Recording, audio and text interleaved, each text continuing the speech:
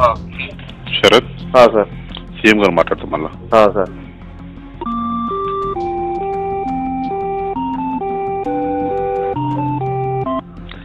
Sarath, sir మీ collector పేరు భారతి హొలికేరి. అవును sir. నేను ఇప్పుడు మీ కలెక్టర్ మాట్లాడినా, నా విధానసభ వాళ్ళు కూడా మాట్లాడినా. నువ్వు నీ దగ్గర ఉందా ఫ్యాక్స్ చేయడానికి నీకు అవకాశం ఉందా? అంటే ఇక్కడ నేను వేరే ఊరికి వెళ్ళి వేరే ఊరికి వెళ్ళాను, బెల్లంపల్లికి వెళ్ళాను. బెల్లంపల్లి దాకా పోవన్నా అవును సార్. ఫ్యాక్స్ చేయడానికి? అవును సార్. మీకు బెల్లంపల్లి ఎంత దూరం? నీకు 20 కిలోమీటర్ సార్. 20 కిలోమీటర్లు పోవాలా? అవును సార్. అది లేట్ అవుతుంది. అట్లా కాదు, నువ్వు పోకు, నువ్వు ఊళ్ళోనే ఉండు. నేను మీ కలెక్టర్ చెప్పిన కంప్లైంట్ లేకున్నా పర్వాలేదు, కంప్లైంట్ నువ్వు రాయి నా పేరు మీద రాసి దీనినే పెట్టు. ఈ దీనిలో మన వాట్సాప్ లో పెట్టు. ఇప్పుడు ఇంతకుముందు నంబర్ ఇచ్చిన సార్. ఆ నంబర్ ఫోన్ నంబరే కదా? అవును సార్. ఫ్యాక్స్ నంబర్ అది. నువ్వు ఫ్యాక్స్ తర్వాత ఒక పని దీనిలో పెట్టు. సరే సార్. ఇదే సైట్ లో పెట్టి ఇంతకుముందు పెట్టినట్టే పెట్టు. పెడితే దానికి నేను తీసేసుకుంటా. మీ కలెక్టర్ వాళ్ళు అంటే ఇప్పుడు వస్తారు, 2 గంటలు మీ ఊరికి వస్తారు.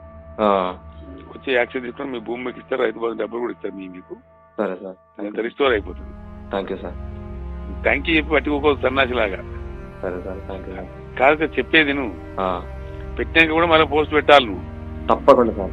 పోస్ట్ పెట్టుడు కాదు, తప్పకుండా పెట్టి కేసీఆర్ అతను మాట్లాడి ఇట్లా రిక్వెస్ట్ చేసిండ్రు, రేపటికి మళ్ళీ యుద్ధం లాగా యజ్ఞం లాగా చేయాలా, ఈ అరాచకాలు అరికట్టడానికి పని చేయాలి, ఎక్కడ అక్కడ మేల్కోవాలని చెప్పిండ్రు అని ఆ పోస్ట్ కూడా పెట్టు నువ్వు. తప్పకుండా సార్. అర్థమైందా? తప్పకుండా సార్. నీ సమస్య కాగానే నువ్వు అంటావు ఇంత. అందుకే ఇట్లా జరుగుతుంది దోపిడీ.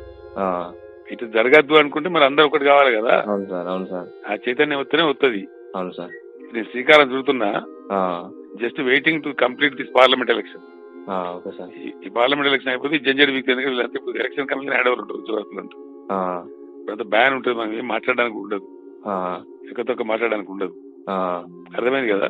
అర్థమైంది సార్. ఈ పార్లమెంట్ ఎలక్షన్ అయిపోతుందంటే నేను ఫ్రీ అయిపోతా ఎగ్జామ్ అయిపోయినా. మళ్ళీ ఇంకో దరిద్రం ఉంది, జిల్లా పరిషత్ ఎలక్షన్ ఉంటుంది కదా, అది అయిపోవాలి. అవి కూడా మే 27కు ఫ్రీ అవుతుంది. జూన్ నుంచి పెడుతున్నాం ఇదంతా. అవునా సార్? Okay sir.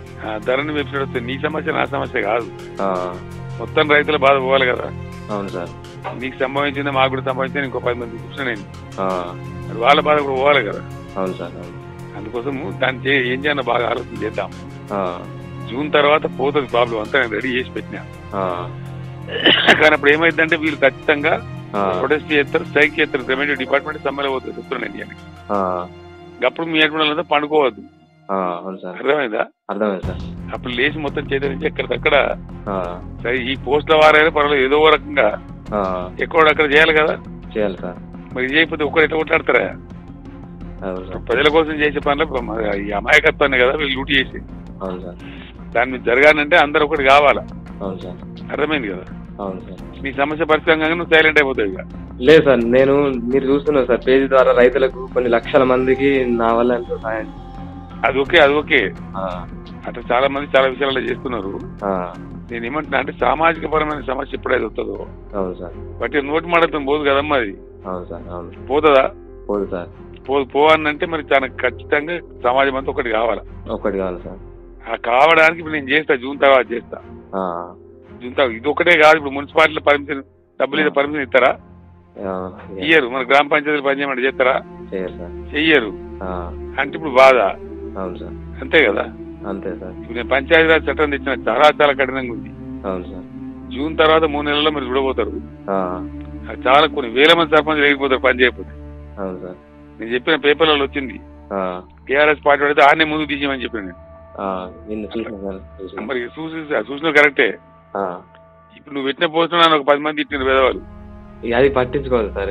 చెప్పేది నువ్వు అట్లా నెగిటివ్ ఉన్న వాళ్ళు కూడా ఉంటారు. వానికి ఏముంటుంది చెప్పు, వానికి మనకి అన్ని ఎచ్చాక వచ్చే వానికి జిమ్మదారు ఉందా, వానికి బాధ్యత ఉందా? నాకు పెట్టరా ఓ పోస్ట్ నేను కూడా పెడతా. అది పెద్ద సమస్య. 4 లక్షలు టైప్ చేస్తే పోతూనే ఉండే. అంతే కదా? అంతే సార్. ఏం చేస్తానో తెలియకుండా బాధ్యత లేకుండా పెట్టే ఉంటారు పేదవాళ్ళు. ఉంటారు సార్. ఇదేటి పిల్లలు ఉండరా? ఉంటారు సార్. వానికి ఏముండదు, జిమ్మదారు ఉండదు, పాస్ ఉండదు. ఏది పడుతుంది ఎవరిని పడితే వాళ్ళని. సీఎం వాడే ఒక బోకుగాడు అని పెట్టినవాడు కదా. అదే సార్, నేను మీ గురించి మంచిగా నాకు తెలుసు సార్. మీ గురించి నేను చెప్పేది ఇట్లాంటి ఈడియట్స్ కూడా ఉంటారు. నువ్వు దీని తర్వాత పెట్టు. నువ్వు పెడతా సార్. కొంతమంది ఇట్లా పెట్టింది మంచి పద్ధతి కాదు ఇది, పనిచేసే వాళ్ళు కూడా గుర్తించే తెలివి కూడా మనకు ఉండాలని పోస్ట్ పెట్టు. అవును సార్ పెడతా సార్. అప్పుడే చేంజ్ చేద్దాం, లేకపోతే కాదు కదా. పెడతా సార్. సార్ సార్ ఒకటి సార్, ఇట్లా సార్ ఇంత ఘోరంగా మోసం చేసిండు సార్ వీఆర్ఓ, ఆయనకి ఎలాంటి శిక్ష లేదు సార్. 100 సస్పెండ్ చేస్తారు ఇప్పుడు. నీ మధ్యాహ్నం వరకు కలెక్టర్ మీ ఊరికి వస్తుంది బాబు. జిల్లా కలెక్టర్ మీ ఊరికి వస్తుంది, మొత్తం యాక్షన్ చేస్తుంది. గాకు ఒక్క వీఆర్ఓ గాడు కాదమ్మా, మొత్తం వ్యవస్థ వీఆర్ఓ వ్యవస్థనే ఇప్పుడు తయారైపోతుంది.